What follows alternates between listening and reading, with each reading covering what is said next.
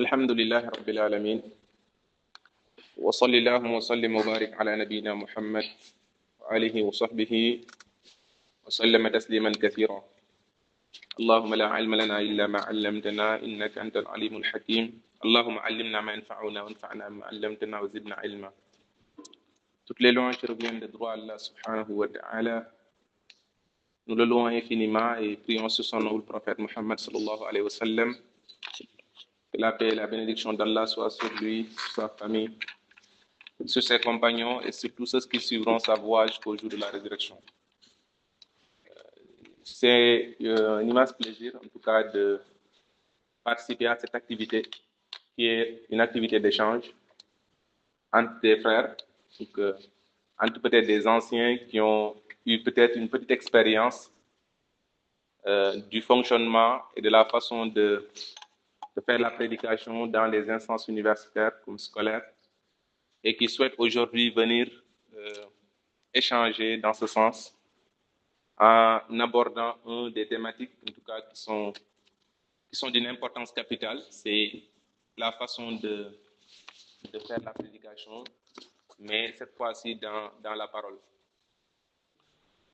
Tout d'abord, on tient d'abord à préciser et à rappeler déjà l'importance de la prédication, parce que c'est pas tout simplement venir aujourd'hui parler de l'importance de comment on doit faire la communication, mais dès l'instant qu'on est conscient de l'importance même de faire la prédication, là maintenant, on va aller maintenant essayer de comprendre les voies et moyens pour pouvoir faire la communication comme il faut.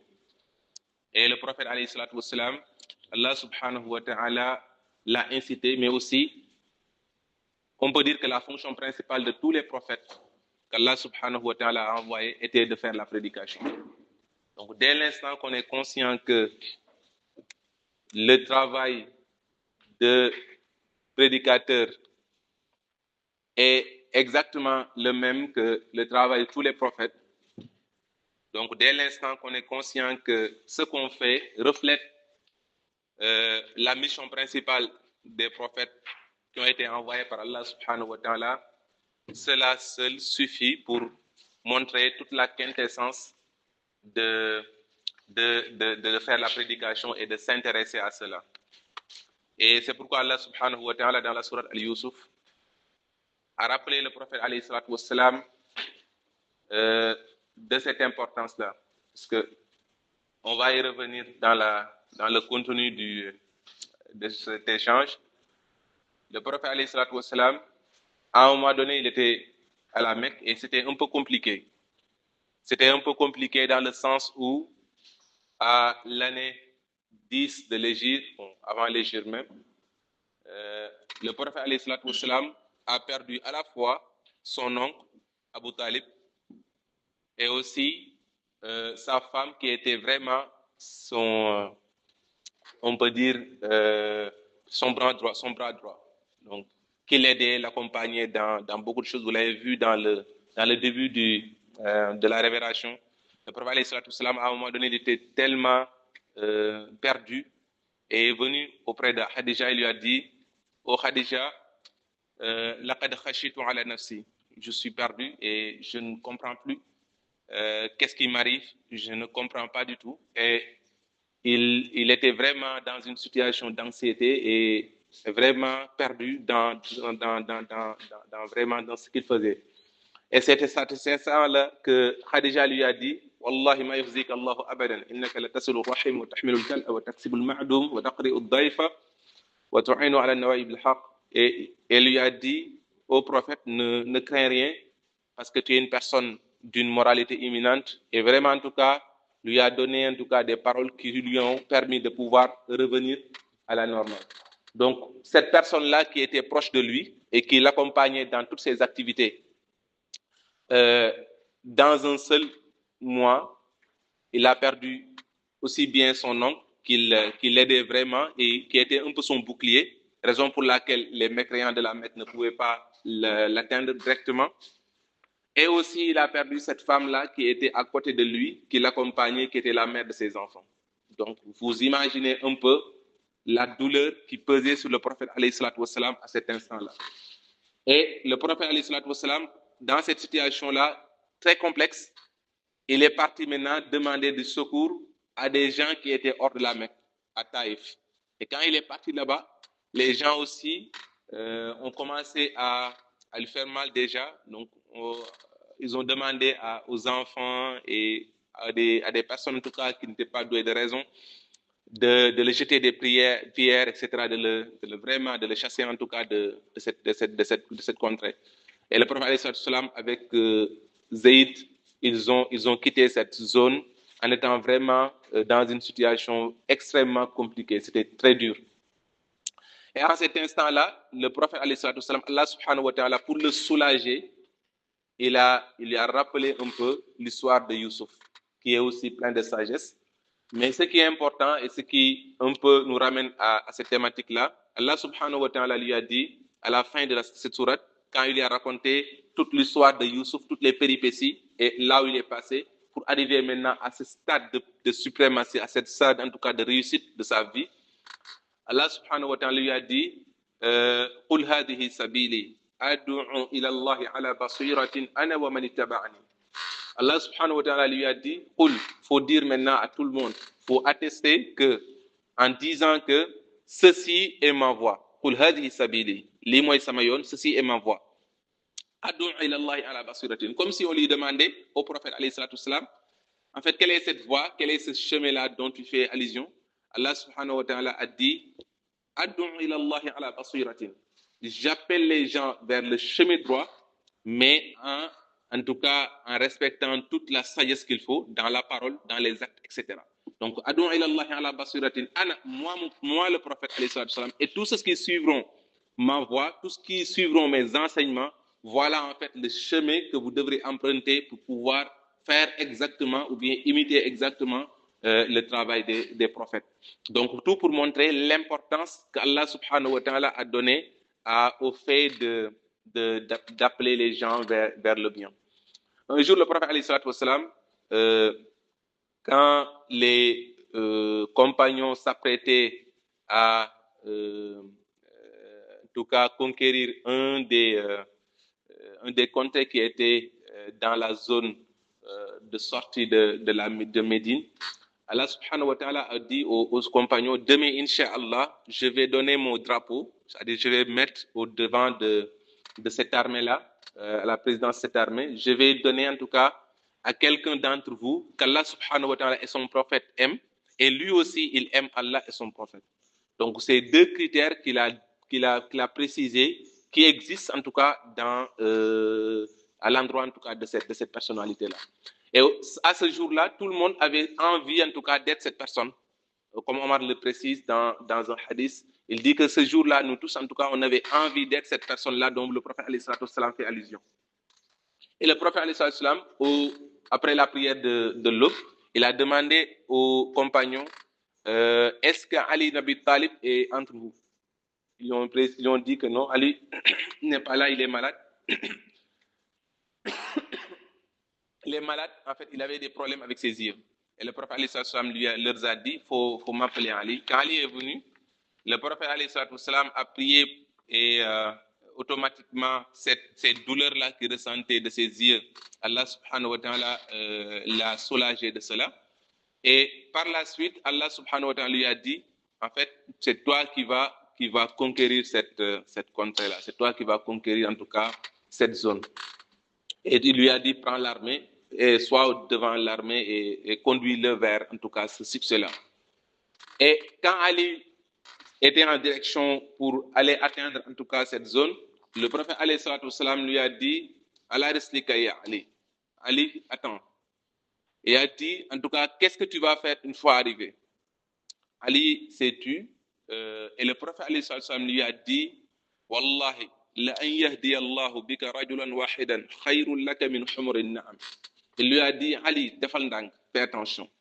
En tout cas, sache qu'Allah subhanahu wa ta'ala, de par ta bonne parole, de par ton bon comportement, de par tes bons enseignements, tu parviens à conquérir ou bien à convaincre une personne de laisser le mal qu'il faisait ou bien de quitter la mécréance pour venir vers la croyance de laisser le mal qu'il faisait pour commencer à faire du bien, ou bien de la négligence qu'il manifestait sur le fait qu'il ne pratiquait pas le bien, qu'il commence maintenant à le faire. Sache que la récompense que tu pourras en tout cas avoir auprès d'Allah subhanahu wa ta'ala vis-à-vis de cet acte vaut mieux que toute la richesse qui est inclue en tout cas dans ce monde. Le prophète lui a dit que nga góorgóorlu ba yàlla subhanahu wa ta'ala fay la lu gën maanaam nga gindi nit ba lam doon woon def ci lu baax mu def ko ci lu baax wala mu bàyyi lu bon lim doon def di def léegi lu baax, cela vaut mieux que toute la richesse qui est sur terre. Donc vous imaginez un peu cette importance-là, vous imaginez un peu cette récompense-là sur le seul fait qu'une seule personne commence à faire du bien, commence à prier alors qu'il ne priait pas, de par ta bonne conduite, de par tes bonnes paroles en tout cas, tu parviens à convaincre cette personne-là, lila ci yàlla subhanahu wa ta'ala mën a fay. Donc c'est énorme. Donc rien que ce hadith-là montre toute l'importance en tout cas de s'intéresser, de devenir en tout cas un prédicateur. Et chacun d'entre nous est un prédicateur. Il faudra le garder en l'esprit. Le prophète alayhi salam a dit Ballighu anni walaw aya. Il a dit en tout cas tout ce que vous apprenez aujourd'hui de la religion, vous avez aujourd'hui cette responsabilité-là de le retransmettre. Parce que demain, le jour du jugement dernier, personne ne dépassera d'un seul centimètre sans pour autant qu'Allah subhanahu wa ta'ala l'interroge par rapport à ce qu'il avait appris et comment il l'a pratiqué et est-ce qu'il l'a transmis. Donc c'est deux choses d'une responsabilité majeure. Et c'est ces gens-là aussi qu'Allah subhanahu wa ta'ala a montré dans la sourate Al-Fatiha, qui est récitée au moins 17 fois chaque jour par tout le monde, en tout cas pour tout musulman. Allah subhanahu wa ta'ala, après, parce que comme dans le hadith d'Abu Hurairah radiallahu anhu, il a dit que le prophète alayhi salam, ou bien Allah subhanahu wa ta'ala, dans cet hadith al-Qudsi a dit لَقَدْ قَسَمْتُ الصَّلَاةُ بَيْنِي وَبَيْنَ عَبْدِي نِصْفَيْنِ. Il a dit que nous avons subdivisé la sourate Al-Fatiha. Dans ce hadith-là, as-salat signifie bien sûr la sourate Al-Fatiha. Il a dit nous l'avons subdivisé en deux parties. Donc une partie où c'est le serviteur qui évoque ou bien qui prend la parole, et d'une autre partie qui est la réponse. Donc quand le serviteur dit Alhamdulillahi Rabbil Alamin, Allah subhanahu wa ta'ala le répond en lui disant mon serviteur m'a loué. Donc louange à Allah qu'il dit, Allah subhanahu wa ta'ala lui répond par lui dire j'ai entendu en tout cas tes louanges. Et quand il dit Ar-Rahman Ar-Rahim, Allah subhanahu wa ta'ala dit mon serviteur en tout cas m'a donné cette grandeur qui existe en moi. Maliki Yawmiddin, là aussi c'est montrer la grandeur d'Allah subhanahu wa ta'ala. Allah lui répond aussi dans ce sens-là. Et quand il dit Iyyaka na'budu wa iyyaka nasta'in, qui veut dire tout simplement Allah c'est toi seul que nous adorons et c'est vers toi seul en tout cas que nous espérons cette assistance. Allah subhanahu wa ta'ala lui répond en lui disant voilà en tout cas ce qui te lie à moi. En tout cas voilà la liaison qui lie le serviteur à son créateur. Donc et il dit Wali abdi ma sa'alt. Tout ce que aujourd'hui mon serviteur va demander comme invocation, je vais l'accepter. Et là, Allah subhanahu wa ta'ala nous donne une injonction, ou bien nous oriente sur la plus grande chose que le musulman doit demander ici sur terre. Parce que jaam bi bu ñu ko bàyyi woon moom dong bu ñaan li mu bëgg day ñaan lu tollu xam-xamam. Mais Allah subhanahu wa ta'ala a une science qui dépasse en tout cas les limites en tout cas qu'on s'est fixées. Et c'est pour cela il connaît le bien mieux que quiconque. Donc c'est pourquoi il nous donne en tout cas une orientation sur ce qui est le mieux à adorer ou bien le mieux à invoquer. Allah subhanahu wa ta'ala nous dit ce qu'on doit lui invoquer dans cette situation-là où Allah subhanahu wa ta'ala nous dit mes portes vous sont ouvertes, demandez ce que vous voulez.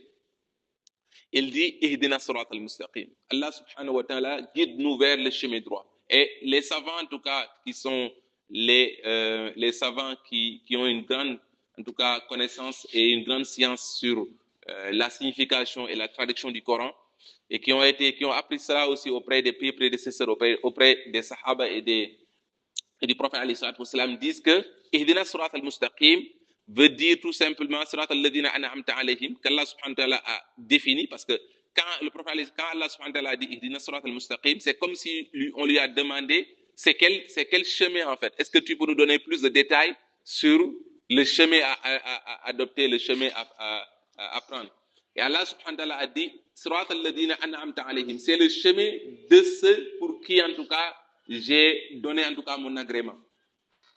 Et ces gens-là, les savants disent que ce sont les gens qui ont combiné la science et la pratique et aussi le diffuse, c'est-à-dire que le transmettent. Tous ceux qui ont ces trois caractères-là, en tout cas, le caractère déjà d'apprendre ta religion, et c'est la première chose aussi qu'un prédicateur doit respecter en termes de normes pour commencer à prédiquer, c'est que, à faire la prédication, il faudra vraiment apprendre ta religion. Et aussi le pratiquer. Et une fois qu'on apprend notre religion et qu'on le pratique, certainement, on va commencer à le transmettre, soit par la parole, soit par, en tout cas, le comportement qu'on aura et qui fera que les gens voudront tout le temps, en tout cas, copier ce que nous faisons. Et il a précisé, Allah subhanahu wa ta'ala a dit, Ghayril maghdubi alayhim. Et ne nous guide pas aussi sur le chemin de ceux pour qui, en tout cas, tu as exprimé ta colère envers eux. Et les savants disent que ce sont les gens qui ont appris la religion, certes, mais qui ne le pratiquent pas, qui ne le transmettent pas. Tout simplement parce qu'ils ne veulent pas que le mal qu'ils font, que les gens puissent savoir qu'en tout cas, ils ont appris quelque chose qui est en contresens de ce qu'ils font. Raison pour laquelle il faut penser. C'est pourquoi souvent on les assimile aux Yahoud, aux Juifs, en tout cas, qui ont ce comportement-là, parce qu'ils ont appris tout ce qu'on a, en tout cas, tout ce qui est le bien, de par les livres antérieurs, mais ils ne le mettent pas en pratique. Et aussi, ne nous guide pas, ce ne soit pas le chemin aussi de pour qui, en tout cas, ils sont les gens qui sont égarés, en quelque sorte. Et ces gens-là aussi, ce sont les gens qui n'ont pas appris la religion, qui ne maîtrisent pas les textes normalement et qui veulent maintenant faire la prédication. Souvent aussi, c'est les deux choses aussi à garder à l'esprit. Pour faire la prédication, une condition nécessaire, mais pas suffisante, c'est que il faut forcément apprendre la religion, le maîtriser. Ça, c'est une condition normale pour le faire. Et aussi, pour faire la prédication aussi, il faut éviter une chose, c'est de vouloir faire la prédication sans pour autant avoir la science qu'il faut pour le faire. Parce que souvent aussi, on voit en tout cas ces deux anomalies dans le système, en tout cas dans cet univers-là, ou l'univers en tout cas du prédicateur. Souvent, on voit en tout cas ces deux personnages, des gens en tout cas qui ne veulent pas du tout, ils ne veulent pas interdire le mal, le blâmable et ordonner en tout cas le bien. Et aussi, on voit aussi d'autres personnes qui n'ont pas pris la science et qui veulent aussi aujourd'hui faire la prédication. Donc, en tout cas, la sourate Al-Fatiha nous témoigne aussi de l'importance, en tout cas, de la science, accompagne aussi de la prédication et de le faire. Donc, d'où l'importance. Et pour finir sur ce chapitre-là, dans le Coran aussi, il y a une sourate que l'imam Shafi'i, rahimahullah ta'ala, dit que, en tout cas, si Allah n'avait pas, si on n'avait pas, merci beaucoup. En tout cas, dans la sourate Al-Asr, qui est une sourate de 2 lignes, l'imam Shafi'i, après avoir, en tout cas, appris et regardé de près l'importance et les enseignements à tirer de cette sourate, il a dit que, en tout cas, c'est une sourate qui suffisait pour que tout le monde puisse savoir ce qu'il faut faire et ce qu'il ne faut pas faire, en tout cas pour avoir l'agrément d'Allah. Et dans cette sourate, Allah subhanahu wa ta'ala a juré 3 fois. Allah subhanahu wa ta'ala a juré par le temps. Voilà. Donc, et par la suite, il a juré aussi en disant Innal insan. Ce inna que vous voyez là au début, c'est un tawkid. Ça veut dire qu'il vient renforcer en tout cas ce qu'il veut dire par la suite. Le lam là que vous voyez aussi, c'est un lam masal. Donc c'est un lam aussi qui a en tout cas pour rôle en tout cas de jurer. Donc dans cette partie-là, Allah subhanahu wa ta'ala veut nous enseigner quelque chose. Donc il jure 3 fois. Pour nous dire quoi? Innal insana lafi khusr. Toute l'humanité est en perdition. L'homme est en perdition en quelque sorte. Et c'est comme si on lui a dit, est-ce qu'il y a des exceptions? Allah subhanahu wa ta'ala nous précise bien sûr, tous ceux qui vont en tout cas avoir ces 4 conditions-là, tous ceux qui vont respecter ces 4 critères-là, vont être en tout cas parmi ceux qui seront sauvés. Illa alladhina amanu, c'est-à-dire que ceux qui ont cru, et pour pouvoir croire en quelque chose, il faudra apprendre. Donc voilà un peu la science. Et alladhina amanu, ceux aussi, en tout cas, qui pratiquent aussi ce qu'ils ont appris. Et aussi, ceux qui font aussi la prédication. C'est-à-dire que ceux qui partagent de cette science-là qu'Allah subhanahu wa ta'ala leur a dotée, en tout cas, font partie en tout cas de ces gens-là qui seront sauvés et aussi qui vont aussi patienter, en tout cas, endurer aussi en tout cas des problèmes qu'ils auront, soit durant le temps qu'ils font cette prédication-là, ou bien même patienter ou endurer aussi, parce que déjà acquérir la science, c'est pas quelque chose de facile, la pratiquer aussi n'est pas quelque chose de facile. Donc tout ça montre l'importance de la prédication. Donc cela nous prouve que chacun d'entre nous aujourd'hui a cette obligation-là de transmettre, parce qu'il n'a pas le choix. Le prophète même a dit dans un autre hadith, un peu, en tout cas, qui fait peur. Le prophète a dit que soit vous allez ordonner le bien et interdire le blâmable, ou bien les meilleurs d'entre vous vont lever leurs mains pour demander secours à Allah subhanahu wa ta'ala et je ne vais pas leur répondre. Donc le fait d'ordonner le bien et d'interdire le blâmable, c'est comme si nous, après avoir appris notre religion, après qu'Allah subhanahu wa ta'ala nous a doté de raisons et qu'on comprenne que c'est une importance, c'est une obligation, si on refuse de le faire, c'est comme si Allah subhanahu wa ta'ala nous dit tout simplement que vos invocations, en tout cas une bénédiction ne va plus descendre sur vous. Et c'est bien précisé dans la sourate aussi, At-Tawbah. Allah subhanahu wa ta'ala en tout cas nous fait part d'une partie dans cette sourate qui fait encore peur. Allah subhanahu wa ta'ala a dit Ya ayyuhalladhina amanu ma lakum idha qila lakum infiru fi sabilillahi istaqaltum ila al-ard. Vous qui avez cru, pourquoi à chaque fois qu'on vous demande de venir participer en tout cas aux activités qui ont pour objectif de transmettre le message islamique, c'est-à-dire de donner le bien et d'interdire le blâmable, vous compliquez la chose en quelque sorte. Vous dites que l'on n'a pas le temps, on est occupé, on ne peut pas le faire, vous savez, actuellement avec les cours, vous savez, actuellement avec, etc. Vous trouvez en tout cas des excuses. Et cette verset-là, Allah subhanahu wa ta'ala l'a descendu au temps du prophète, c'est descendu au temps du prophète, et c'était destiné en premier lieu aux compagnons du prophète, parce qu'il a commencé par dire Ya ayyuhalladhina amanu, ô vous qui avez cru. Et donc, du coup, la destination directe, c'était les Sahaba.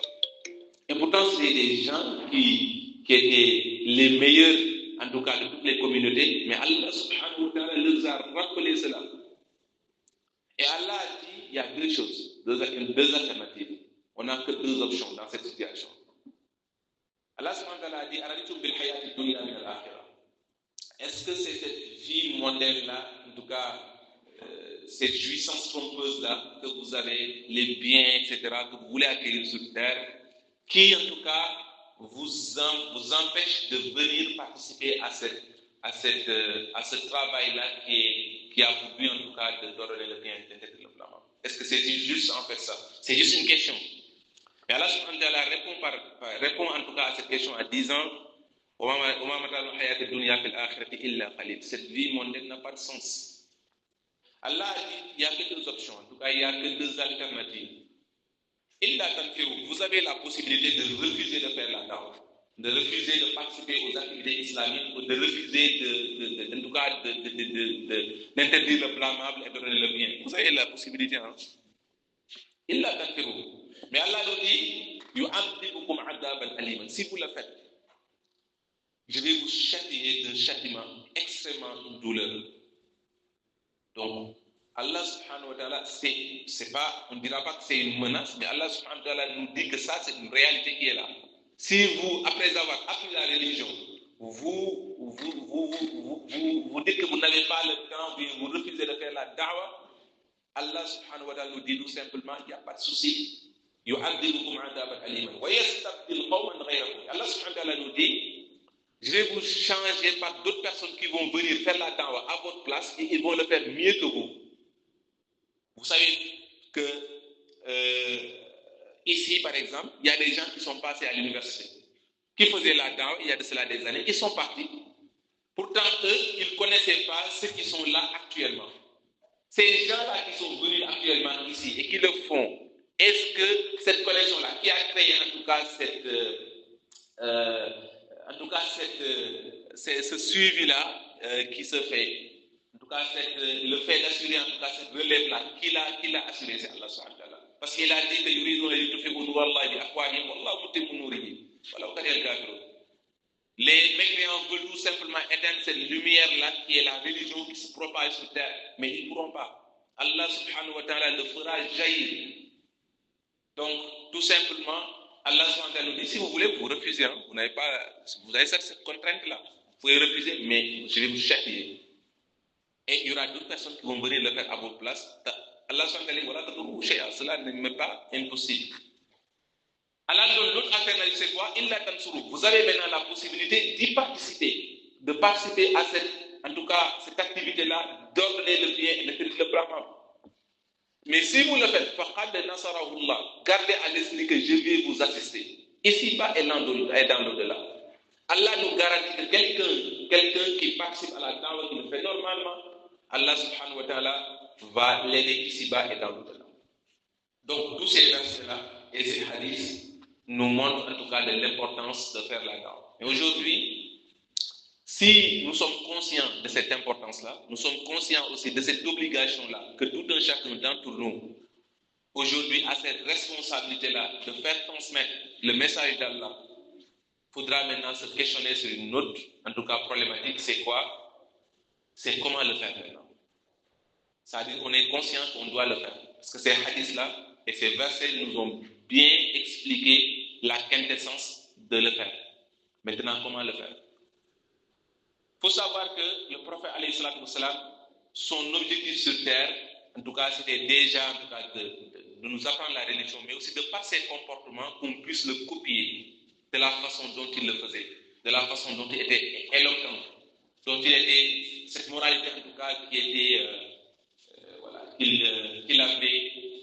L'objectif en tout cas, c'est de le copier. Allah subhanahu wa ta'ala nous a dit, لَقَدْ كَانَ لَكُمْ فِي رَسُولِ اللَّهِ أُسْوَةٌ حَسَنَةٌ mais qui, vous avez certes, le prophète alayhi salatu wassalam, une moralité, en tout cas un guide, quelqu'un que vous pouvez en tout cas suivre, mais celui qui fera cela, c'est-à-dire celui qui va prendre le prophète comme modèle, c'est en tout cas celui qui est sûr qu'un jour viendra, il va rencontrer son Créateur. Donc, nous avons cette obligation-là de suivre le prophète alayhi salatu wassalam. Donc, tous les exemples qu'on va prendre, c'est exactement des exemples où le prophète alayhi salatu wassalam faisait la da'wah et comment il le faisait avec l'éloquence. N'oubliez pas que le prophète alayhi salatu wassalam a dit dans un hadith que Allah subhanahu wa ta'ala a utilisé jawami al-kalim. Le prophète a dit que Allah subhanahu wa ta'ala m'a doté d'une éloquence dans ce que je dis. Tout ce que je fais, tout ce qu'il dit, même si c'est deux mots, c'est quelque chose qui aura en tout cas qui va dégager énormément de signification, qui aura tout son sens. Il n'a pas besoin de faire un long discours pour expliquer quelque chose, mais en 2 mots, 3 mots, les gens comprennent ce qu'il veut dire. Et c'est ça qui est important, c'est ça qu'il faut garder à l'esprit.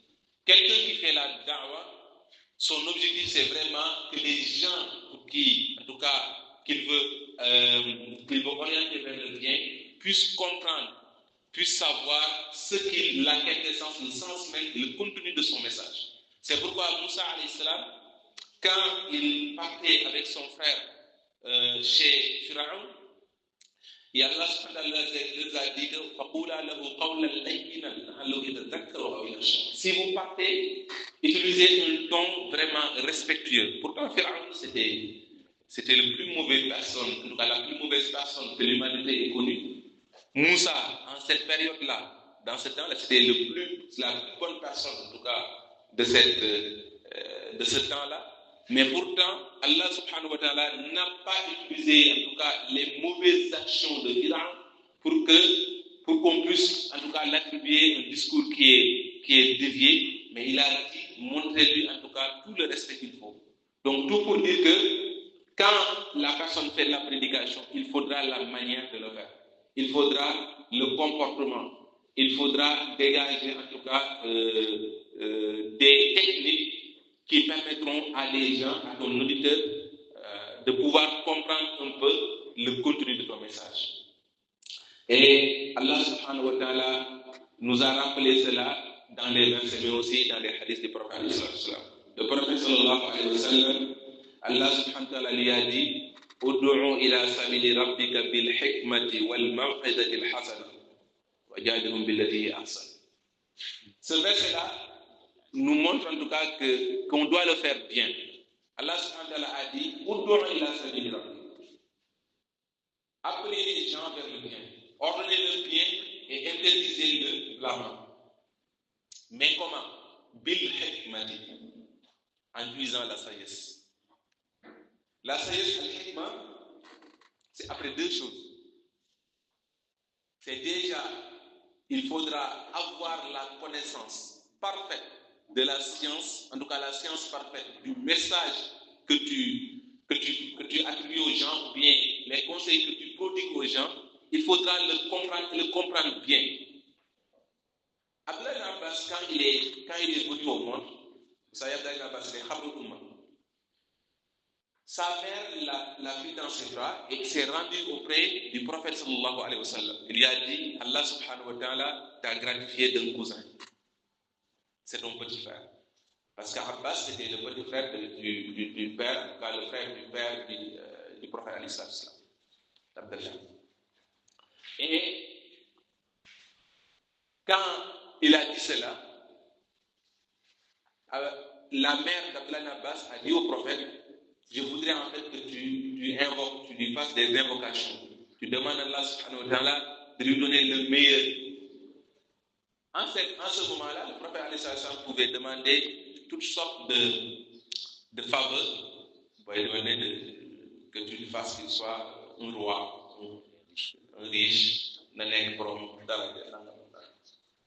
mais le prophète alayhi wa sallam l'a porté dans ses bras et a dit Allahumma faqihhu fi din wa 'allimhu at-ta'wil.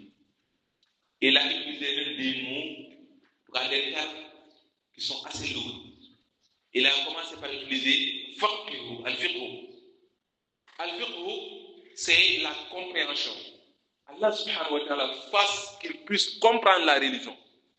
Il n'a pas dit fasse qu'il puisse connaître la religion, mais comprendre. Parce que al-fiqhu, c'est quelque chose qui vient après la connaissance. Tu connais quelque chose, j'apprends quelque chose, je le maîtrise, mais à force, en tout cas, de voir les contours, les axes d'orientation, je parviens maintenant à le comprendre et à le comprendre bien. C'est pourquoi Moussa, quand il partait chez Pharaon, il n'a pas dit Allah subhanahu wa ta'ala, quand il invoquait Allah de l'aider, il ne lui a pas dit fasse qu'il puisse en tout cas connaître ce que je dis ou entendre ce que je dis. Il a demandé yafqahu qawli. Fasse qu'il puisse comprendre ce que je dis. Les gens de Shu'aïb, quand ils parlaient avec lui, pour lui montrer qu'en tout cas ton message ne nous est pas parvenu, on n'a pas compris, ils ont dit Ya Shu'aïb ma nafqahu kathiran mimma taqul. Ce que vous dites, nous ne le comprenons pas. Ils n'ont pas dit nous n'avons pas entendu ce que tu dis, nous ne connaissons pas, mais ils ont utilisé le mot al-fiqhu. C'est pourquoi al-fiqhu, bon, quand on dit al-fiqhu dans la religion, de façon globale, c'est la compréhension, mais quand on le prend maintenant dans la partie charia, ça concerne en tout cas la partie en tout cas jurisprudence, etc. Mais al-fiqhu, de façon globale, ici, c'est la compréhension, c'est comprendre la religion, comprendre les textes. Et Abdullah Abbas, c'est de cela que Allah a demandé invocation pour lui. C'est que Allahumma faqihhu fi din, fasse qu'il puisse comprendre la religion. C'est pourquoi Abdullah Abbas, en tout cas, quand il répondait à une question, c'est comme si en tout cas, tu sentais le prophète intervenir sur des questions. Et aussi fasse qu'il puisse comprendre aussi le sens des textes du Coran. Donc c'est pourquoi il était un grand mufassir, un khab. Et c'est important qu'un prédicateur puisse comprendre. C'est pourquoi Allah subhanahu wa ta'ala a dit Ud'u ila sabili rabbik. Appelez vers le bien, mais bil hikmati, avec la façon de le faire. Juste une petite anecdote, vous vous rappelez en tout cas de ces gens-là, après la mort d'Ousmane, en tout cas les gens qui étaient sortis pour se battre contre en tout cas Ali ibn Talib, qui étaient des gens qui étaient sortis de la religion parce que pour eux, voilà, en tout cas ils avaient des conditions très très très complexes. Et voilà, à un moment donné, Ali en a parlé avec Ben Abbas. Ben Abbas lui a dit, il n'y a pas de souci, laisse-moi, je vais aller le rendre visite et je vais essayer de discuter avec Al-Khawarij. Quand il est venu chez les Khawarij, après discussion, donc, parce qu'on n'a pas le temps de passer en revue tout le contenu de cette discussion-là, mais après juste discussion de la façon dont il le faisait, il n'y avait pas de texte. Hein, parce que les Khawarij, ils disaient que, voilà, pourquoi on dit que Ali, pour juger en tout cas de l'affaire d'Ousmane, il prend en tout cas des personnes pour leur dire que vous êtes les juges. Allah subhanahu wa ta'ala a dit dans le Coran que c'est lui le seul juge. Quelqu'un qui apprend le Coran et qui n'apprend pas en tout cas la sunna qui permet d'interpréter les textes, voilà en tout cas les dérives, comme on le voit actuellement dans les réseaux sociaux, etc., les gens qui se permettent de dire que ce sont des Coraniques, etc. Donc ils font des dérives extrêmes. Et Abdel Abbas n'était pas là à leur dire non, vous n'avez pas bien compris la chose, il fallait que non, il a dit d'accord. Donc c'est Allah qui a dit ça dans le Coran, que il ne hukmu illa lillah, c'est-à-dire que c'est Allah seul, le seul juge.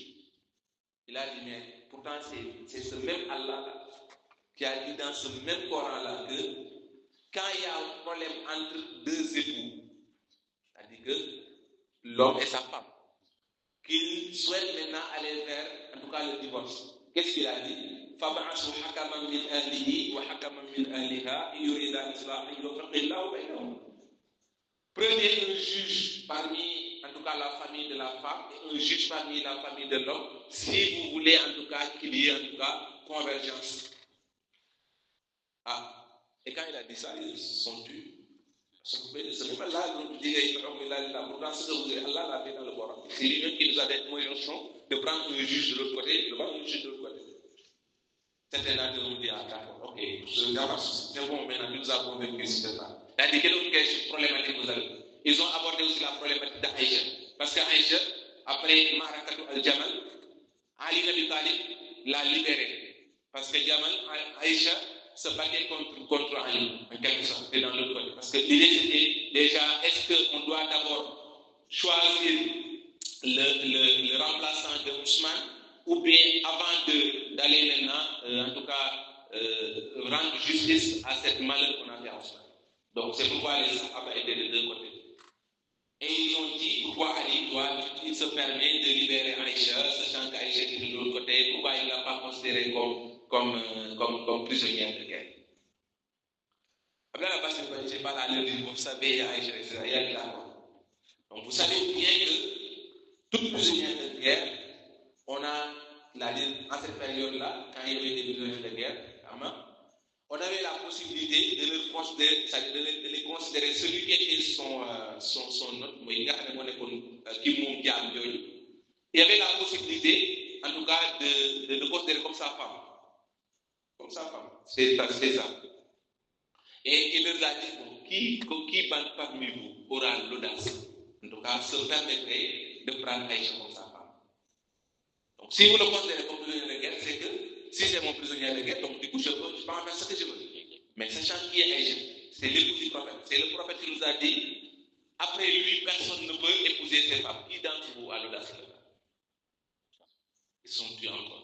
C'est pourquoi après cette conversation-là, qui a duré presque 30 minutes, la majeure partie des Khawarij avaient suivi Abdel Abbas pour dire que maintenant, tu as levé en tout cas les problématiques qui étaient dans notre tête.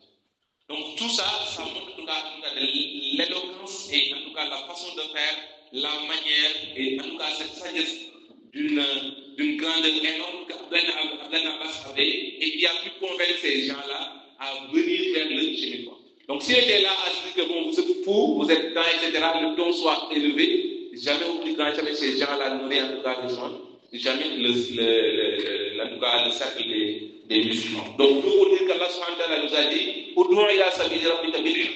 se doit en tout cas de le faire bien. Avec un discours aussi vraiment en tout cas respectueux, un discours en tout cas vraiment apaisant. وجاهدوا بالتي Hassan. Et quand on est en divergence avec les gens, on se doit en tout cas de donner en tout cas notre point de vue, mais d'identifier Hassan. D'une façon en tout cas qui est vraiment présente. Allah subhanahu wa ta'ala a dit encore dans le Coran pour montrer en tout cas de la manière dont on doit en tout cas faire la prédication et de le faire bien dans notre parole. Allah subhanahu wa ta'ala a dit ولا تستوي الحسنة ولا السيئة ادفع بالتي هي أحسن فإذا الذي بينك وبينه عداوة كأنه ولي حميم وما يلاقاها إلا الذين صبروا وما يلاقاها إلا ذو حظ عظيم. Allah subhanahu wa ta'ala a dit, quand vous discutez avec une personne, quand vous voulez convaincre une personne, il te fait بالتي هي أحسن. Quand il te fait du mal, demande le bien. Quand il te parle mal, mais parle-lui d'une façon vraiment respectueuse, parle-lui d'une façon vraiment, en tout cas, responsable. Il te fait بالتي هي أحسن. Allah subhanahu wa ta'ala a dit, le résultat, Allah nous l'a dit. Quand quelqu'un te parle mal, et quand quelqu'un parle de n'importe quoi, des injures, etc., et que toi, réciproquement, tu lui donnes que du bien, tu parles que du bien, etc., Allah subhanahu wa ta'ala dit, celui qui en tout cas te méprisait même va finir par accepter en tout cas ton message. Donc le bon discours, c'est discours en tout cas apaisant, c'est discours responsable, structuré. Si vous continuez à le faire, et aussi à transmettre le message tel qu'elle est, Allah subhanahu wa ta'ala dit, celui qui méprisait même, je ne parle même pas de celui qui est non interlocuteur, mais celui qui méprisait finira par accepter ton discours, accepter le message. Allah a dit quand même, le comportement pour pouvoir atteindre ce degré, en tout cas les choses, les critères pour pouvoir être cette personne éloquente-là, qui va être dans ce sens, c'est deux. Celui qui pourra le faire, c'est celui qui a le sort, celui qui est patient. Je ne peux pas vouloir trouver une personne qui fait le mal, c'est-à-dire une personne qui ne prie pas. Je veux que les gens par force de l'église. En tout cas, s'il y a une personne en tout cas qui est, en tout cas, c'est une croyance en elle-même, c'est-à-dire qu'il croit que le fait de ne pas prier, c'est quelque chose qui est acceptable, etc. Si vous voulez que l'hôpital qui va prier, ça va être problématique. Il faut de la patience. Il faut, en tout cas, le faire bien et passer par les moyens pour le faire. En fait, le prophète alayhi salatu wassalam, quand il est venu à la main, pourtant, Allah subhanahu wa ta'ala pouvait commencer par dire, guys, vous allez prier. La prière est obligatoire. Et tout le monde a commencé à prier, non? Mais qu'est-ce qu'il a fait? On a encore ce truc. Qu'est-ce qu'il a fait, le prophète alayhi salatu wassalam?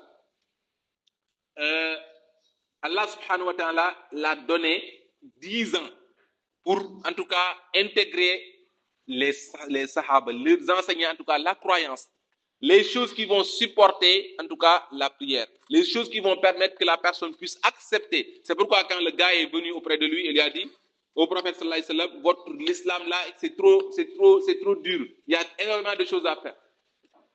Donne-moi juste quelque chose que je pourrais faire, hein, parce que moi, je ne peux pas tout respecter. Tu vois, en tout cas, les Bédouins, quand ils venaient souvent chez le prophète, ils disaient n'importe quoi. Et pourquoi le prophète pouvait le répondre en le disant, mais toi, qu'est-ce que tu prends pour que tu puisses dire que notre religion, c'est compliqué, etc.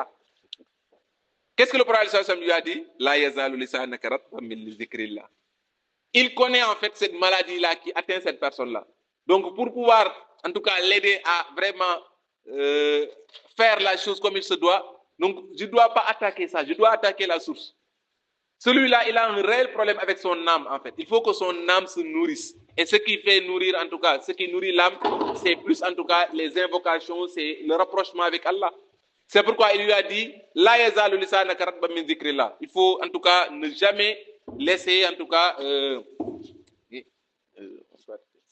on est clair. Il reste combien de... On arrête ici, hein?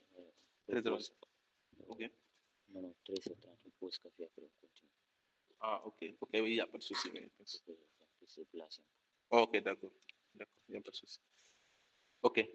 Donc, le prophète, qu'est-ce qu'il lui a dit? Il lui a dit que, en fait, toi, il faut juste multiplier les invocations. Dis beaucoup astaghfirullah, etc. C'est une personne qui vient te dire que votre dîme là, il y a beaucoup de prières, il y a beaucoup du jeûne, etc. Il peut dire non, tu sais, le prophète sallallahu alayhi wa sallam dit que tu dois, il a un problème avec son cœur, c'est-à-dire qu'il n'accepte pas. Il faut qu'il va, parce que s'il lui dit non, il faut prier, il va prier 2 jours après, il va retomber sur le truc. Mais il lui dit qu'il faut beaucoup d'astaghfirullah, faire beaucoup de zikr, etc. En continuant quand même à faire la prière, mais il sait que ceci, en fait, va lui permettre, va nourrir son âme, va nourrir son cœur, va en tout cas soigner les maladies de son cœur au point qu'il pourra maintenant faire les bonnes actions de la plus belle manière. Donc c'est pourquoi Allah subhanahu wa ta'ala a dit, quand on appelle une personne vers le chemin droit, il faudra qu'on patiente. Et Allah subhanahu wa ta'ala, le prophète a fait 10 ans à la Mecque. Il n'y avait pas de prière obligatoire. Il y avait quand même la prière, mais la prière n'était pas obligatoire. Certains, de temps en temps, les gens faisaient un peu de jeûne, mais ce n'est pas obligatoire. Rien n'est obligatoire. Ce qui est obligatoire, c'est la croyance correcte. Et le prophète circulait dans les marchés et disait Ya ayyuhan nas qulu la ilaha illallah tuflihu. Aux gens, dites la ilaha illallah. Donc cette parole n'est pas seulement une parole, mais une parole qui accompagne en tout cas d'une croyance forte dans le cœur. Donc dites la ilaha illallah en croyance là, qu'il y a de divinité digne d'être adoré qu'Allah subhanahu wa ta'ala. Et cela, si vous le faites, vous allez réussir. Il faisait ça. Après les 10 ans, Allah subhanahu wa ta'ala lui a demandé de venir d'en haut. Et il a récupéré la prière. Mais pourtant, quand la prière était maintenant descendue, c'est obligatoire, non? Mais la prière n'était pas comme on le fait actuellement. Prière d'espace, c'était 2 raks. Takusan, c'était 2 raks. Gué, c'était 2 raks. Toutes les prières étaient 2 raks, sauf tennis.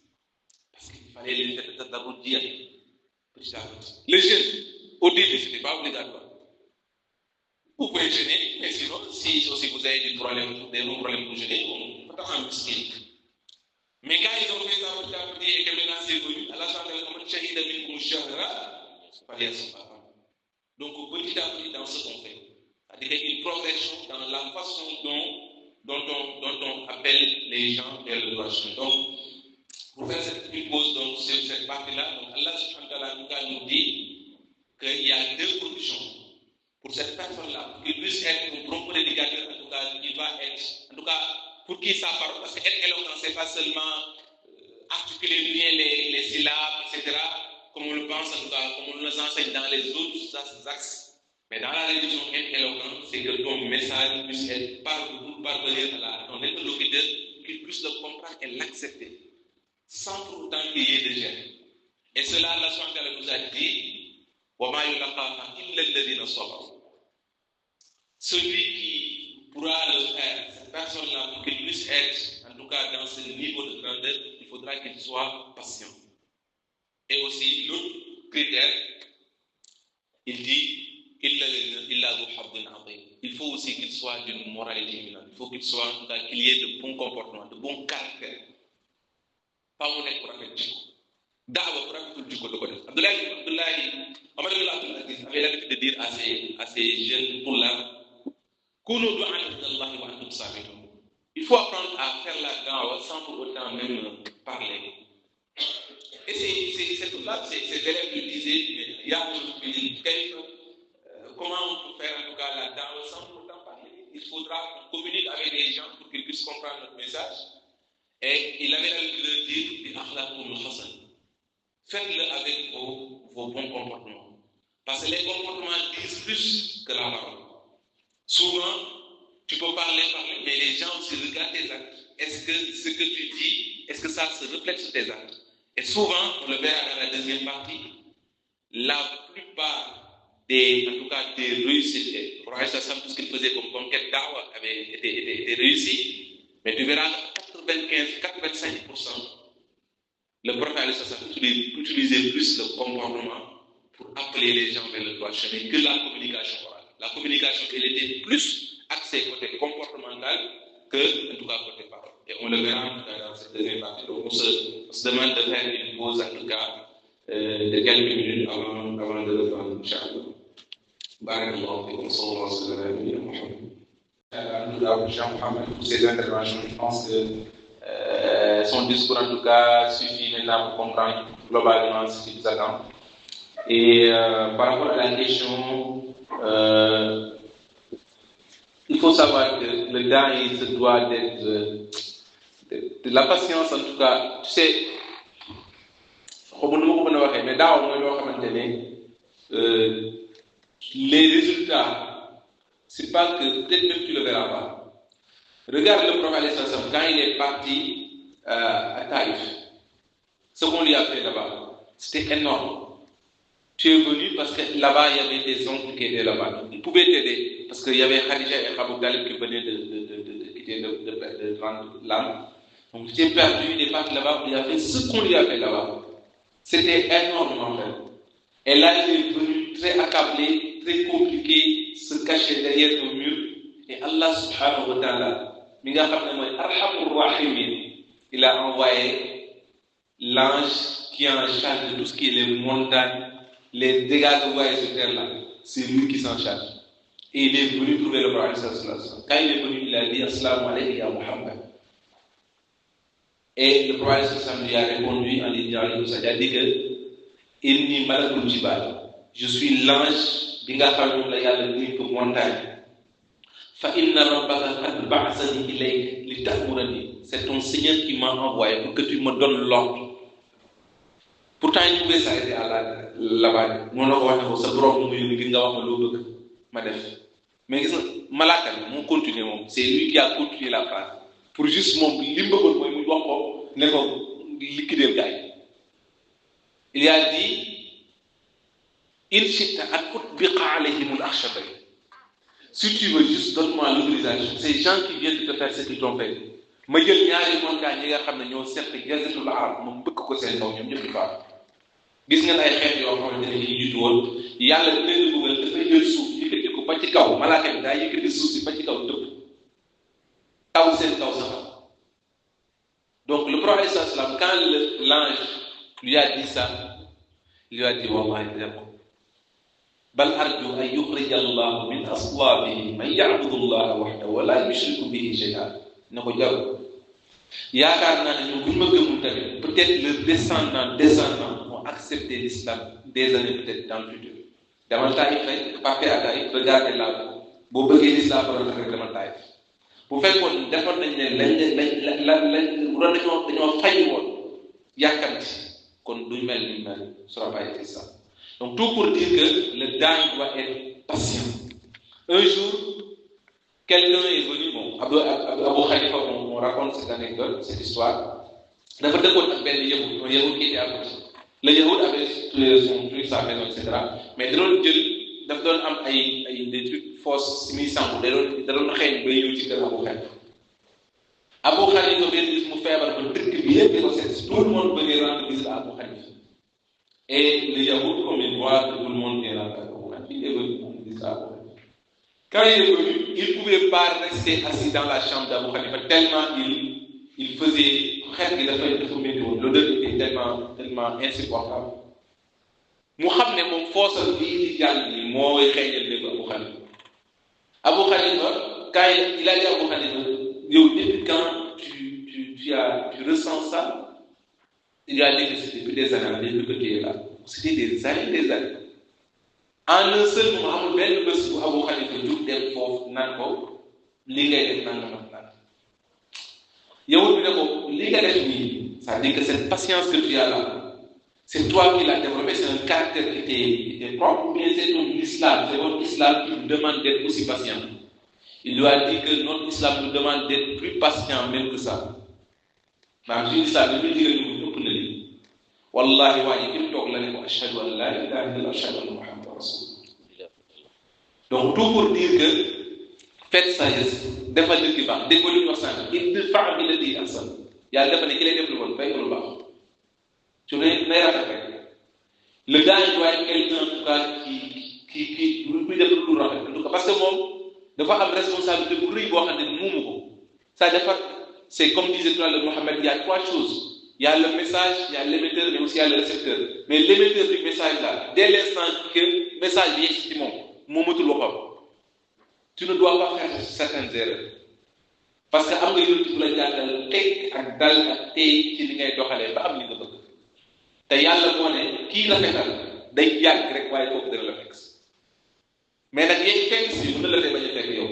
Peut-être du la fay lay dund peut-être yow boo faatoo lay am lay fekk si ngeen jégal man guddal ci laaj dama ci am benn cas exemple boo xam te ne ki may wax ni je pense que si j'avais dit son nom certains d'entre vous si le connaîtront parce que étudiant la daan naa ko jàngal mais l'histoire comment c'est venu c'est que dama doon joxe ay das université bu Kaolack bu ñu jamono ñoom Cheikh Tidiane bi ma fay jàngale am benn mbokk bu fa nekkoon mu nekkoon Amir Dawa am comme du bokkaloon chambre di jëflanteeg moom bon maa ngi wax olof de en français donc il était en tout cas bienveillant envers lui et cetera léegi ñu amee licence comme il n'y avait pas de master là-bas après il est parti ils sont partis faire le master à l'université Gaston Berger maintenant kii fa nekkoon mbokk bi doon jàngale mu yoroon daaw bi dem jóge ko ma ñëw université Gaston Berger di fa def si conférence fekk benn waaye ma def conférence ma dem mu nuyu ma ne ma jazakallahu xeer man waa man da ngay nga ma boo ma ne mu ne ma man la diw damaa bëgg boo demee Kaolack dégg naa ne diw mu ngi fa mooy ki mbokk la noonu classe te kooku mu nekkoon amiru ñoom jaay bi daal ne boo demee nga ne ko ñaanam ci man nangu na lii dama ko waxee wallahi ne ma amul lu mu sonneewul biñ bokkee chambre ngir may julli wa ma def ci lu baax boo demee nga neen ma ko tey jii sunna ma gënal lépp lu mu am ci kaw suuf jamono ñu may wax ak yéen gën kaa nekk sunnit amul njëriñ comme ni ñu koy waxee te pourtant ba muy nangoo adopté sunna wallahi fekkontewul nekkatuñu ensemble def na li mu def dem mais peut-être il a laissé des actes yoo xam te ne après le boulot de travail donc le temps il ne doit pas se soucier en tout cas du résultat attendu mais de la bonne façon de la bonne manière de transmettre le message normalement il y est assidu loolu rek lañ ko laaj donc kooku nag continuer di muñ te xam ne liñ ko sant mooy bal maa unzila ilayka fa in lam taf'al fama ballaghta risalatahu wallahu ya'simuka minan nas wallahu a'lam wa sallam. Machallah, jazakumullah khairan. L'autre question c'est quelle orientation donnerez-vous afin d'inciter vos frères et sœurs de se lancer dans la da'wa et éviter des excuses lors des activités? Oui, je pense que pour cela, j'ai un verset là. J'ai l'habitude de dire que c'est le verset, en tout cas, qui me frappe fort. C'est le verset que j'ai eu à rappeler tout à l'heure par rapport au qui est dans la sourate Al-Tawbah. Honnêtement, moi, ça me fait peur. Et l'expérience, c'est que quand j'étais à l'université Gaston Berger, notre année, c'était une année où il y avait trop de perturbations, il y avait les grèves, etc. Et à un moment donné, moi, je me disais que les études, c'est fini. Je vais arrêter les études, je vais juste aller soit faire un concours quelque part, etc. En tout cas, je vais aller travailler, parce que là, c'est tout. Un ami m'a dit, mais attends, Mbok, si tu pars, tu as la possibilité de connaître les études, parce que dans le on en aura besoin de toi, et etc. Bon, je me rappelle textuellement de ce que j'ai dit, tellement souvent, après un frère dans la mosquée il m'a rappelé ce verset. C'est comme si j'avais jamais appris en tout cas aaya bi mooy aaya bi suñu borom di wax ne yaa ayyuha alladina amanu ma lakum idha qila lakum infiru fi sabilillahi sanfaltum ila al-ard. Pourquoi vous qui avez cru, à chaque fois qu'on vous demande de venir, en tout cas prêter main forte, participer à la table, vous donnez des excuses, vous dites que vous n'avez pas le temps, etc. Lu leen ngeen teg ko ci ngaan rek yàlla moo ko wax de suñu borom ne arrêté bi xayaati dunya min al axira ma ne kon maa ngi noonu man foofu laa bokk yàlla dafa ne ndax àdduna bi moo tax suñu borom ne moom ma tax moo xayaati dunya min al axira illa àdduna bi jaruñu illa tanfiru suñu borom ne kii def loolu ki nga xam ne chaque fois que sont les excuses et cetera suñu borom ne si tu veux n'assiste pas si tu veux tu peux ha antum haula'i yud'auna li tunfiqu fi sabilillah fa minkum man yabkhal am na ñoo xam ne leen di woo ci liggéey ci yoonu yàlla mais yàlla Allah subhanahu wa ta'ala a dit am na ñoo xamante ne ils vont refuser suñu borom nee na bañ leen yéen ñooñu bañ leen ba may yabxal ba ma yabxal an nafs bu ngeen bañee seen bopp ngeen ko def ndax wallahu al-ghani wa antumul fuqara yéen a soxla yàlla mais yàlla soxlawu leen ndax in tansurullah yansurkum rek kon yéen a soxla te bu ngeen bañee tamit yastabdil qawman ghayrakum te loolu du wàññi dara suñu borom nee na yastabdil qawman ghayrakum da leen fii jëlee indi fi ñu ko gën a mën nag ñoo xamante ne yow poste bi nga nekkoon ne fii je suis incontournable wallahi le jour où tu vas te vanter ou bien tu vas penser que tu es irremplaçable ou bien tu es indispensable à la da'wa c'est en ce moment-là que yàlla lu fiy jëlee teg la fële indi keneen koo xamante ne moo koy mën a doxal moo koy gën a mën a doxal te bu koy doxal say bët lay teg léeg-léeg nga gis si benn bërëb boo nekkoon boo fa jógee ba dellu si da ngay yéemu ci yàlla kon daaw bi yàlla moo ko yor liñ ciy def dañ ko war a def parce que keroog bañ jotee message bi lañ moomatul suñu bopp keroog ci al hajjatul wadaa yonent bi alayhi salaatu wasalaam le prophète alayhi salaatu wasalaam lors de son dernier sermon quand il a dit aux sahaba aux compagnons falyuballigh minkum ash-shahid al-ghaib, celui qui est présent aujourd'hui doit avoir le devoir de transmettre le message qu'il a entendu de moi aujourd'hui. Wallahi am na ci sahaba yoo xam ne seen fas yi nii la juddoo dañu koy dàq rek dellu si waatuñ seen kër ba faw dellu si waatuñ ribaax lañ dem def ku mel ne ay ñoom Bilal dellu si waatuñ ci jàkk yoon bali social ci àll bi lañ nekk di protéger jullit ak di jàng l'islam am na sahaba yoo xam ne noonu lañ jaar di dugg ci dëkk yi di def ay expansion ba islam yegg ci Afrique. C'était des expansions qu'ils faisaient mais ils sont jamais revenus chez eux ndax digal googu yonent bi ne leen woon falyuballigh minkum ash-shahid al-ghaib kon yow bi nekk fii tey nga xam ne tu as la possibilité d'apporter ta mainmise dans la da'wa que ce soit ci ay finances n'importe quelle commission tu n'as pas le droit de faillir à cette mission te boo ko defee sa bopp rek nga koy defal wallahu a'lam wa sallallahu alayhi wa sallam. Macha Allah tontu bi leer na trop man mii maa ngi mel ni aay bi tey laa koy soog a dégg. kon mel ni aay bi tey laa koy soog a dégg tellement la pertinence de la question moo tax day jar bu baax a baax di fàttalante comme ni ko yàlla waxee rek tout le temps ñuy fàttalante bu fekkee fay na dikra tam fal moom nii moo tax déggu yenn saa yéen day am aay nga xamante ne borom bi mën nga koo jàng mën nga koo xam mais tout le temps bu ñu la fàttalee da ngay mel ni aay bi tey nga koy soog a dégg donc day tax dañuy incité bu baax a baax macha allah. Alors, l'autre question est quelles sont les sources fiables pour connaître la biographie des grands hommes de l'islam? Quelles sont les sources fiables pour connaître la biographie des grands hommes de l'islam?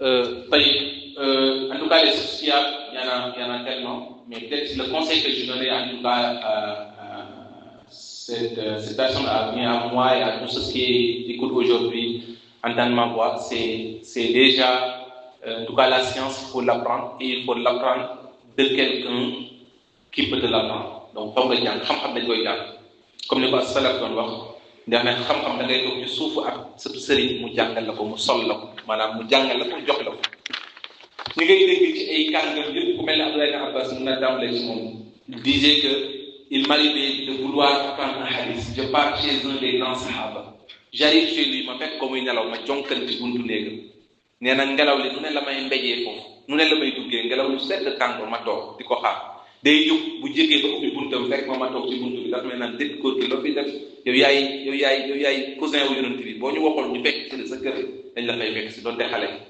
Abdoulaye Abbas leen déedéet xam-xam dañ koy jànge te noonu la ma ko yonent bi jàngee damaa dikkoon ngir jàng benn xadiis noonu daan def di wër saxaaba yi mag yëpp jàngal nañ ko kon xam-xam dañ koy jàng jox ko yitte xam-xam boobu gis nga bu ngeen ko commencé quand on commence à apprendre la religion et à l'apprendre bien et à di ko jàng sunna di jàng hadith c'est en ce moment-là maintenant on saura étape par étape en tout cas les livres à apprendre les livres à étudier parce que ki lay jàng à chaque fois va dire d'accord tu as terminé en tout cas pour sunna masalan wala jàng jeexal par exemple arba'un hadith bi nangam pare nga jàllal ci mais souvent en tout cas ce qu'il faut peut-être éviter dans ce contexte c'est je fais le saut il y a des choses en tout cas qui sont des obligations yu ma war a jàng nii ma bàyyi ko dem di jàng ay yenn téere yu mag après bu fekkee ne tu le lis par toi-même tu peux avoir des incompréhensions dans certains points souvent c'est ce qui amène souvent les divergences il y en a énormément de sources en tout cas yoo xam ne dañu ko jàngee ci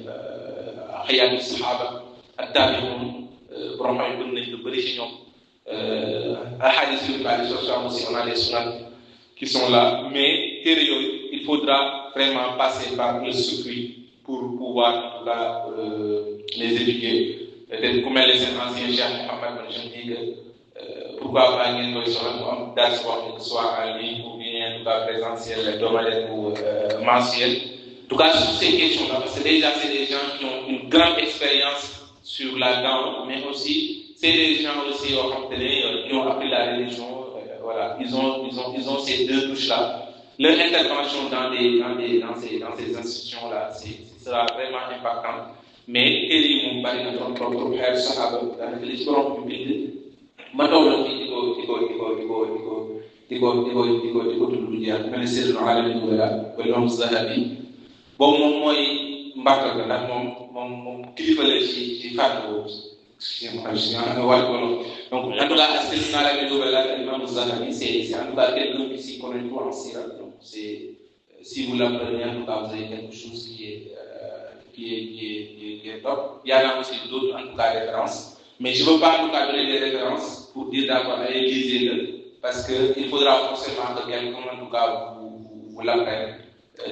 Vous les sunna aussi, amna et adab al-mufrad de l'imam Bukhari. En tout cas, pour quelqu'un qui veut apprendre un peu les comportements que le gars doit avoir, l'imam Bukhari, il a fait une extrait du Sahih al-Bukhari. Et voilà, c'est des hadiths qui sont extrêmement top. Il y a aussi un hadith de l'imam Abu Daoud. Abu Daoud aussi a fait 20 hadiths qu'il a sélectionnés qui disent que c'est des hadiths en tout cas qui sont très top pour celui qui veut aussi faire la da'wah qu'il pourra apprendre. Il y a aussi un hadith qui Sirat al-Nabi sallallahu alayhi wa sallam, 40 hadiths qui montrent le comportement du prophète sallallahu alayhi wa sallam, comment il faisait la da'wah ainsi de suite.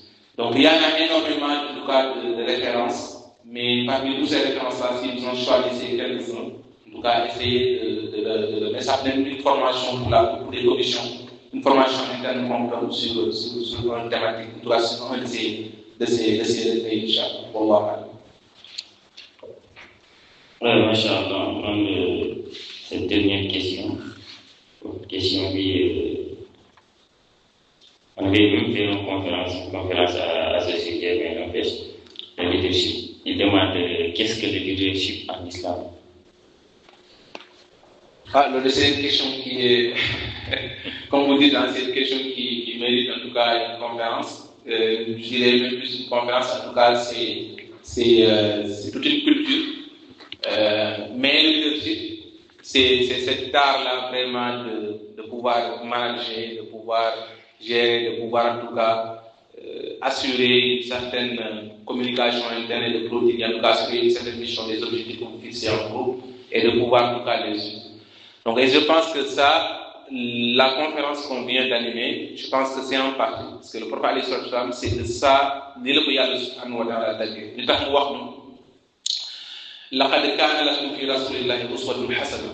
Vous avez maintenant, le prophète alayhi salatu wassalam, un modèle, voilà, prenez-le, il est votre modèle. Xëyul rek wax ko. C'est-à-dire, wala il ne s'est pas levé un bonjour et on lui a dit, d'accord, c'est un gars qui est parfait. Mais c'est le leadership, ça se construit. Voilà, c'est avec le temps. Yonent bi alayhi salatu wassalam, pour donner juste quelques exemples, Yàlla subhanahu wa ta'ala, le prophète alayhi salatu wassalam, Allah subhanahu wa ta'ala, boo jëlee lu mel ne suratul Abas, Abdullah ibn Maktum, xëy na ñëw ci Yonent bi alayhi salatu wassalam ngir laaj ko ay question. Fekk le prophète sallallahu alayhi wasallam était avec les mécréants quand il ñu waxoon nañ ne ko suñu problème ak yow li tax du yomb mooy da ngay woo ay Anas ak ay Ammar booy yi nga xam ne seen yëre yu tilim yi mënuñ toog ak ñoom ci même assemblée nous aussi nous sommes les et cetera. ba yónni ma sax commencé xalaat est-ce que Dieu lui pas mis 2 absences et cetera yàlla ne ko wasbir nafsaka ma'a alladhina yad'una rabbahum bil ghadati wal 'ashyi yuriduna wajhahu. Soit avec ces gens-là ñi nga xam ne ñu ne ñoo kat ànd la ñu wala tax du ay naaka àndum de turiidu zinata l-hayaati dunya bul dëpp sa bëccëg di xool àdduna kon yar ko ci loolu. Yonent bi alayhi salaatu wa salaam benn bis Abdoulaye waxtu bi mu ñëwee fekk ko mu toog ak kilifa yi Màkka te xam na ne Abdoulaye waxtu mu toogee rek kilifa yi Màkka te ñu jug dem te bëggoon leen moom rek mu commencé woon ko ginnaaw nekk ñoom di wax Abdoulaye waxtu naan ko ñëw naa ne j'ai des questions et cetera naa pas répondre. Gis nga yàlla bi muy tontu Yonent bi alayhi salaatu wa salaam di ko yedd dafa mel ne ku bëgg a wax ak moom ndax mënoon na wax ak moom ne ko abasta wa tawallayt mooy su may wax ak yow dama ne la yow ñi nga def li nga def waaye dafa nekk waajete léegi day wane gannaaw di muy nii tuddul sa ñuti mel ne ku bëgg waxee ko waxee balaa may wane ne dafa mer suñu borom dafa xaw a mer ci jëf yooyu ne ko abasta wa tawalla léegi waa ji moom day wane gannaaw se rencontre se détournement des gens an jaahu ama aveugle bi nga xam ne xamul dara bu ñëw di la laaj question ba maa ñu lay gannaaw doog yës rek Muhammad yow kan moo la wax ne la kii mbaax tuuti ko wax yu diis yooyu ne ko nag kallaa bi mu amati de yar na ñun chance am gis ne lii war na koo def mu njàng ci mu jël expérience ci erreur yooyu bàttiluwaat ñu doxaat ba ci kanam tuuti yéen a ngi fàttali ko Badr biñ demee Badr Asra Badri, Yonti Bari Sassam avait demandé les prisonniers de guerre, qu'est-ce qu'on va faire avec eux? Quand on a demandé la question à Omar ibn Khattab, il a dit, on leur rappelle l'islam, on leur appelle à l'islam, on leur donne un délai pour accepter l'islam. S'ils refusent, on les tue. Parce que amaguñ ordonnance def leneen lu lool. Omar ibn Khattab yéen saa si bi laajee Abu Bakr Abubakar ne ko mais dara ko yaa Rasulullah ñii say mbokk lañ de ce sont des bu leen rey day ñaaw rek. Omar Abubakar dafa daloon ndeysaan. Saxaaba yu bëri tamit ànd ci loolu. Yéen saa si ne ko baax nañ leen laaj des taxes, des impôts, ils nous donnent de l'argent, après on les laisse partir. Yàlla wàcce aaya maa kaana li nabiyyin an yakuuna lahu asraa hattaa yusqina fil ardi turiiduuna arada ad-dunya wallaahu yuriidu al-aaxira. Yàlla ne du yey ci ab yonent, ça n'incombe pas un prophète alors qu'il n'a pas encore accompli une bonne partie de son message, de son travail, de la mission qui est destinée. Mu commence di laaj alal turiiduuna arada ad-dunya, c'est de l'argent que vous voulez maintenant. Pour wax dis jooju Yàlla ne walaw laa fadlullahi alaykum wa rahmatuhu bu jiituwul woon yàlla wax ne yéen da ngeen di mujj la massakum ma afadtum fiihi adaabun aziim dama leen di bëggal saxaaba yi ak ñoom Abubakar yàlla tëkku leen keroog bi aaya di wàcc yow sax dafa toog di jooy Abubakar ñëw laaj ko looy jooy mu wax ko Abubakar toog di jooy Omar ndeysaan bi mu ñëwee dafa laaj Yonent bi sallallahu alayhi wa sallam ne ko lu ngeen di jooy wax leen ma ko su ma mënee jooy ma jooy su mënta jooy ma jooy ndeysaan ndax bëggoon roy Yonent sallallahu alayhi wa sallam Yonent sallallahu alayhi wa sallam ne ko Omar bu amoon kenn kuy mucc tey ci aalam bi ci àdduna bi yow lay doon yàlla inna allaha ja'ala al-haqqa ala lisaani Omar Yonent sallallahu alayhi wa sallam jàngat ci erreur boobu tabax ko dem ñu doxaat tuuti aaya boo xam te ne moom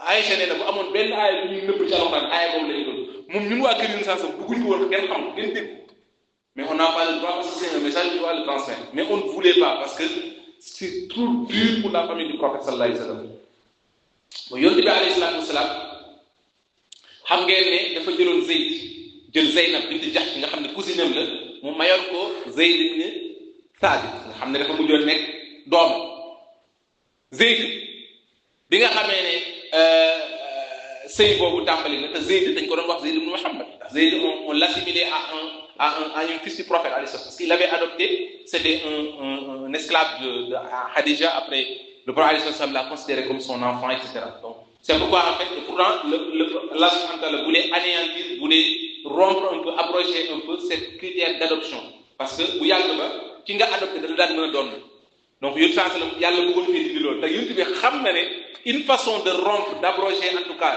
cela c'est tout simplement mu takk ancien ex wu maanaam ku nekkoon jabaru Zayd ki nekkoon sa jabaru doom xam nga ko mënoo ko takk mais boo ko takkee mooy kooku newul sa doom parce que man sama doom boo xasee am jabar da war a mënutuma koo takk maanaam bu ko fasee woon mënutuma koo takk dafay xaram donc su ma ko takkee rek mooy kon kenn nekkul sama doom donc Yonent bi bañ loolu nag bëggul loolu ba tax na Zayd il a vu que Zeynab avait des problèmes tout le temps chaque Zayd day ñëw ci moom di ko jàmbat bu ñëwee ñu ne ko ittaqillah wamsik alayka zawjak ragal ak yàlla nga téye soxna du ko ba bëgg téye parce que il voulait pas que cette situation se produise parce que bu xewee loolu fu koy wax ci gis nga yàlla dafa xëy rek ne wa iz taqulu lilladi an'ama Allahu alayka wa an'amta alayka amsik alayka zawjaka wattaqillaha wa tukhfi fi nafsika ma Allahu mubdihi wa takhsha an-nasa wallahu ahaqqu an takhsha rajo wax yu dis na ne ko fàttalikul bi nga xamee ne en tout cas cette personne là que tu as fait une faveur yàlla defal ko faveur ci mu dugg l'islam heure boo amee problème ak jabaram rek ñëw wax la ko au lieu de trouver une solution tu réfléchis même pas deux fois tu dis juste amsik alayka zawjaka prends ta femme et sors de là doo ko sa dëgg ndax bëggoo lee yàlla dafa war a fii nafsi ka man laa ko tu nga ngay nëbb ci sa xol loo xamante ne xam nga ne yàlla dina ko génne wa taxsha an-naasa wallahu ahaqqu an taxsha ngay ragal nit ñi te xam nga ne yàlla gën a yee ñu ragal ko jooju dis sens la ragal nit ñi waaye doon suuraa rek àdduna yàlla ne ko fa lamma qada Zaydun minha wataran Zayd bi dina fase Zeynab waaye li nga bu ko fasee bu dul ngeen di daje ci jàkk ji takk Zayd zawwajnaaka takkal naa Zayd moom kenn takkee ko ci suuf kenn toogul di ko takk may naa la bu kuur wax di du jeex wax di jeex nga gisee sax yàlla yaral ko ci loolu gis nga ñu ko yaree ci loolu yëpp am na un leader tout ça c'est pour montrer que leader dafay yéeg di gaan di nangu ay erreur di jugaat di jéem a reconstruire di regarder l'expérience di jël et cetera gis nga ñu sens noonu la ko yàlla bâtiré waaye gis nga bii lii yëpp jeexee daf ko ne ko wa innaka la ala xuluqin azim, tu es le plus grand leader que l'humanité n'ait jamais connu.